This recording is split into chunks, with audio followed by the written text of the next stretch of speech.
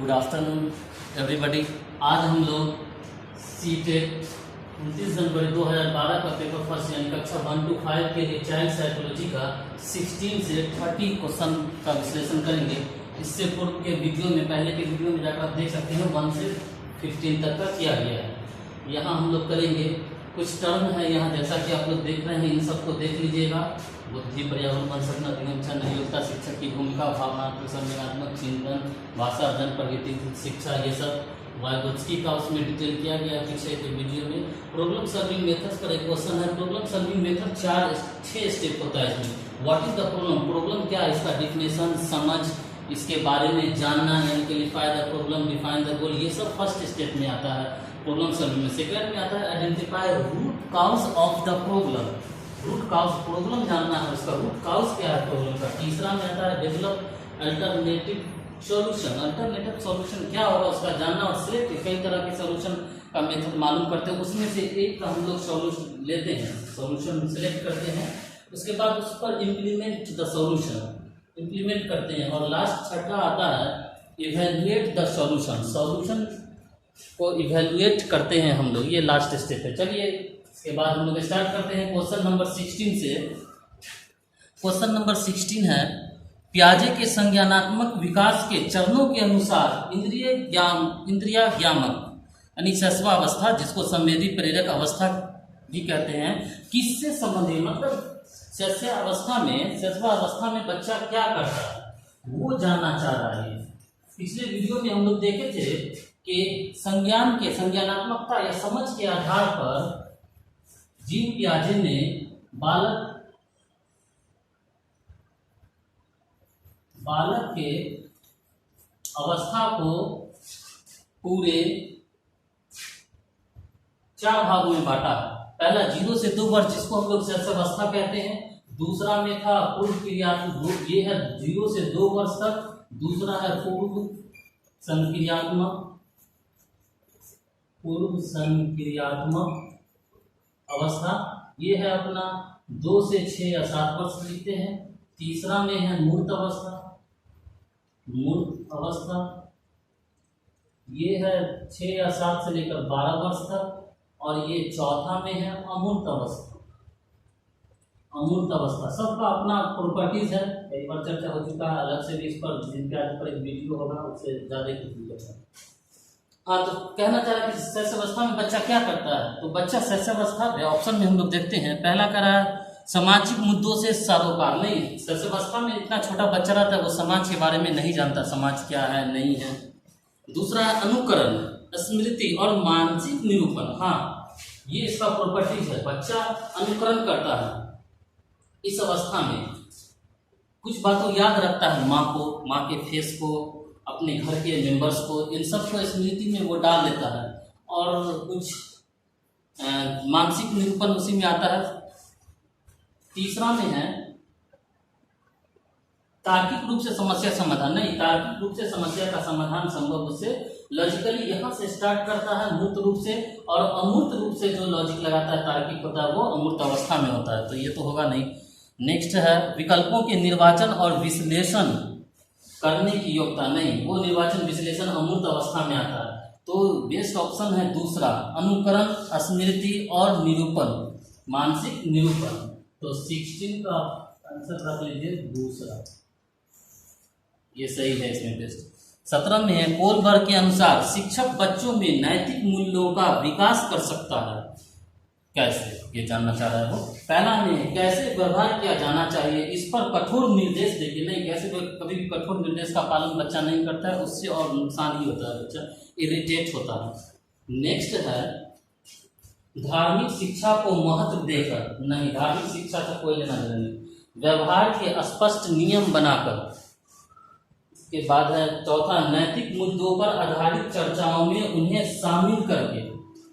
हाँ, नैतिक मुद्दाओं पर आधारित चर्चा में शामिल कर। हम लोग जानते हैं कि कोलबर्ग ने एक साक्षात्कार के लिए एक कहानी यूरोप में तैयार किया था, जिसमें हाइजन नामक व्यक्ति को लिया था। उसकी पत्नी बहुत बीमार थी, अब दवा पे उसका पैसे नहीं था। जब वो केमिस्ट के पास गया तो वो दवा था, लेकिन बहुत पैसा मांग रहा था। पैसा ना होने के कारण वो दवा नहीं ले रहा था, कई गुना ज़्यादा था। तो हाइजीन की पत्नी बहुत बीमार थी। अब उसको या तो 2 ऑप्शन था या तो वो छोड़ देता जिससे पत्नी मर जाती, या फिर चोरी करके दवा लाता जिससे पत्नी ठीक होती। तो इस टाइप का साक्षात्कार में वो कहानी किया, इस प्रकार के साक्षात्कार में इस कहानी पर चर्चा किया था उन्होंने नैतिकता के आधार पर, और कई प्रश्न तैयार किए और उसका जवाब लोगों से, बच्चों से जानते थे। तो इस तरीके से हम लोग कह सकते हैं कि कोलबर्ग के अनुसार वो चौथा ऑप्शन बेस्ट है, नैतिक मुद्दों पर आधारित चर्चाओं में उन्हें शामिल करके, क्योंकि साक्षात्कार में वो बच्चों को या जिनसे करते थे उनको शामिल करते थे इस कहानी की तरह, और तब उनसे क्वेश्चन क्या उसने सही किया या फिर गड़बड़ किया या क्या होना चाहिए, ये सारी की सारी बातें वो क्या करते थे फाइनेंस से रिलेटेड जो कहानी था। तो इससे यही समझ में आता है कि नैतिक मुद्दों पर आधारित चर्चाओं में उन्हें शामिल करके ही होगा बेस्ट। तो 17 का हुआ चौथा। 18 नंबर में हम लोग देखते हैं, 18 नंबर में है छोटे शिक्षार्थियों को कक्ष में वयस्कों के साथ अंतःक्रिया करने के लिए प्रोत्साहित करना चाहिए, जिससे करना चाहिए, छोटे बच्चों को एकदम करना चाहिए, जिससे क्या होता है वो ऑप्शन में पता चलेगा। पहला करा, शिक्षक कक्षा को बेहतर तरीके से नियंत्रित कर सके, वे एक दूसरे के प्रश्नों के उत्तर को दे सके, पाठ्यक्रम को बहुत जल्दी पूरा किया जा सके। चौथा में वे पढ़ने के दौरान सामाजिक कौशल सीखेंगे, ज़्यादा बेस्ट है। देखिए, जब छोटे बच्चे और बड़े बच्चे को समूह में डालकर हम लोग को साथ में रखते हैं शिक्षण अधिगम के लिए, तो एक दूसरे से अनुभव का शेयर होता है। बड़े बच्चे छोटे के साथ अनुभव शेयर करते हैं और बहुत सारे तरह का अनुभव शेयर करते हैं, जिससे बच्चों के अंदर में एक सामाजिक विकास होता है, सामाजिक कौशलों का विकास होता है। तो इसके आधार पर ऑप्शन नंबर 4 सही है, वे पढ़ने के दौरान सामाजिक कौशलों का विकास करते हैं या उनका विकास होता है। ऑप्शन 4 इसका विषय। चलिए 19 नंबर में है, जब एक निर्योग बच्चा पहली बार विद्यालय आता है तो शिक्षक को क्या करना चाहिए। पहला ऑप्शन है प्रवेश परीक्षा लेनी चाहिए, इसका कोई मतलब नहीं है। अगर बच्चा निर्योग है तो फिर अधिगम निर्योगता है या उसमें अक्षमता है तो फिर कोई मानना नहीं बचता है। ये अधिगम निर्योगता है तो उसके टेस्ट का कोई माना नहीं होता है। नेक्स्ट है, वे एक दूसरे के प्रश्नों के उत्तर नेक्स्ट है दूसरा, बच्चों की निर्योग्यता के अनुसार उसे विशेष विद्यालय में भेजने का प्रस्ताव देना चाहिए। देखिए, समावेशी शिक्षा में तो सब आता है, लेकिन अगर पहली बार कोई बच्चा विद्यालय में आया हो नामांकन के लिए, उसमें अधिगम अक्षमता या निर्योग्यता पाया गया हो, तो बेस्ट है कि उसे उस आधार पर जिस लेवल का बच्चा जो निर्योग्यता है उसे वहां के विद्यालय में भेजा जाए। आप अगर समान विद्यालय में उसे तुरंत से एडजस्ट कर लेंगे, बिठा देंगे समान विद्यार्थियों के साथ, तब उसमें हीन भावना, क्योंकि हम जो श्याम पट पर पढ़ाएंगे जो क्लास में होगा उसका अंश वो कुछ भी नहीं सीख पाएगा, जबकि बाकी बच्चे सीखेंगे। तो इससे उस बच्चों के अंदर में हीन भावना आएगा, इसीलिए ये बेस्ट मुझे लग रहा है। आगे और देखते हैं कहीं से बेस्ट हो। तीसरा, उसे अन्य विद्यार्थियों से अलग रखना चाहिए। नहीं, ऐसा मतलब नहीं बनता। सरकारी योजना विकसित करने के लिए बच्चे के माता पिता के साथ चर्चा करना चाहिए। बेस्ट 2 है, बच्चों की निर्योग्यता। 19 का बेस्ट ऑप्शन है, बच्चों की निर्योग्यता के अनुसार उसे विशेष विद्यालय में भेजने का प्रस्ताव देना चाहिए। 20 में, प्राय शिक्षार्थियों की त्रुटियां ... की ओर संकेत करती हैं। पहला, शिक्षार्थी के सामाजिक आर्थिक स्तर।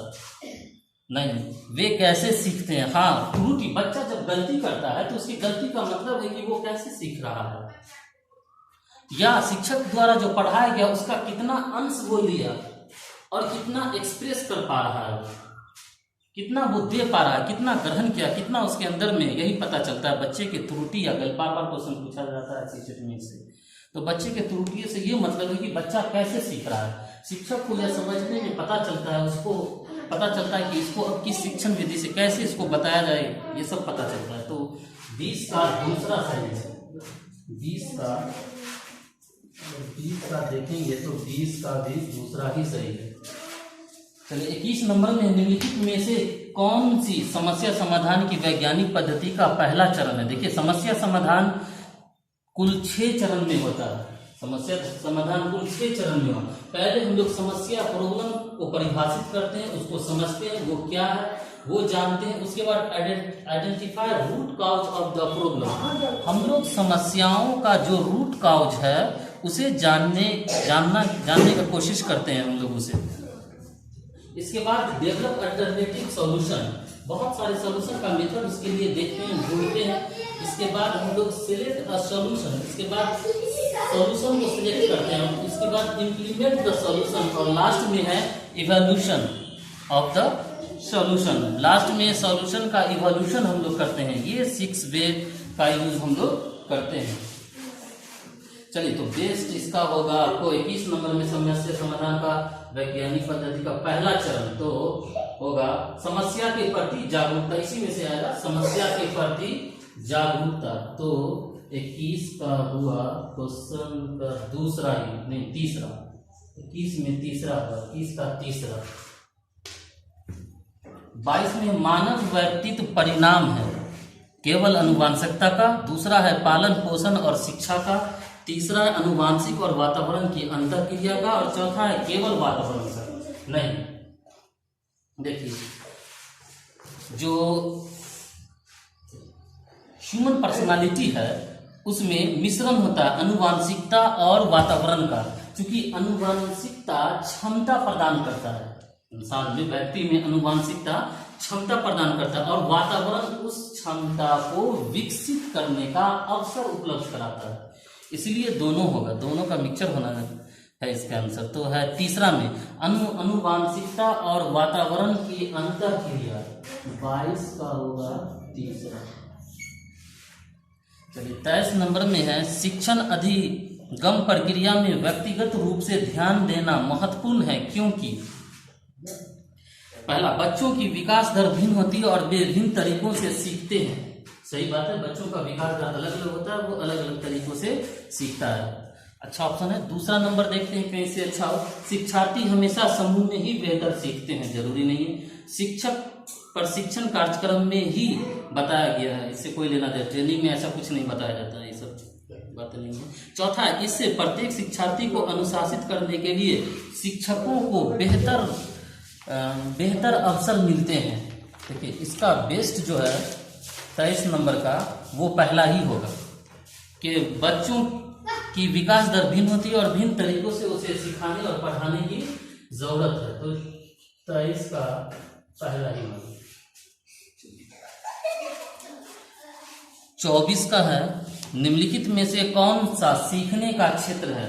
व्यावसायिक, अनुभावनिक, भावनात्मक और आध्यात्मिक। देखिए, सीखने का मतलब है पुराना ज्ञान और नए ज्ञान में एक संबंध होता है। अनुभव के आधार पर लोग ज्ञान को सीखते हैं और उनके व्यवहार में परिवर्तन होता है। इसीलिए जब भी इस प्रकार का क्वेश्चन रहे तो कि किस क्षेत्र से सीखते हैं, तो अनुभाविक ही होगा। अनुभाविक मतलब अनुभव के आधार पर, अर्थात 24 का होगा अनुभव है दूसरा में, 24 का दूसरा सही है। 25 में है जब बच्चा कार्य करते हुए उगने लगता है तो यह इस बात की ओर इशारा करता है, संकेत करता है कि पहला में बच्चों को अनुशासित करने की जरूरत है, दूसरा में संभवतः कार्य यांत्रिक रूप से बार बार हो रहा है, तीसरा बच्चा बुद्धिमान नहीं है, चौथा बच्चे में सीखने की योग्यता नहीं है। बच्चा जब उगने लगे तो समझिए कि सेम काम बार बार हो रहा है, उसी काम को बार बार रिपीटेशन उसका हो रहा है, एक ही काम बार बार रिपीट किया जा रहा है। तो इसका बेस्ट ऑप्शन है संभवतः यांत्रिक रूप से बार बार किया जा रहा है। 25 का भी दूसरा होगा, 25 का दूसरा। चलिए, इसके बाद है 26 में है शिक्षा के संदर्भ में समाजीकरण से तात्पर्य है। पहला है सामाजिक मानदंडों के सदैव अनुपालन करना, दूसरा अपने सामाजिक मानदंड बनाना, नहीं समाज में कभी अपना नहीं बना सकते, समाज में बड़ों का सम्मान करना, सम्मान तो करते हैं लेकिन समाजीकरण का चलिए छोटा पार्ट है पूरा समाजीकरण से तात्पर्य। चौथा है सामाजिक वातावरण में अनुकूलन और सामाजिक, हाँ ये होगा चौथा होगा, सामाजिक वातावरण में अनुकूलन और समायोजन समाजीकरण से तात्पर्य है। तो फोर्थ में है, फोर्थ नंबर हुआ 26 का फोर्थ है, 26 का फोर्थ होगा। चलिए 27 में निम्नलिखित में कौन सा विकास का सिद्धांत है? पहला, विकास की सभी प्रक्रियाएं अंतर संबंधित नहीं है, नहीं गलत है, अंतर संबंधित है। इसके बाद है सभी की विकास दर समान नहीं होती है, हाँ ये बात सही है, विकास दर कभी भी समान नहीं होता, अलग अलग विकास दर है। असमान होता है।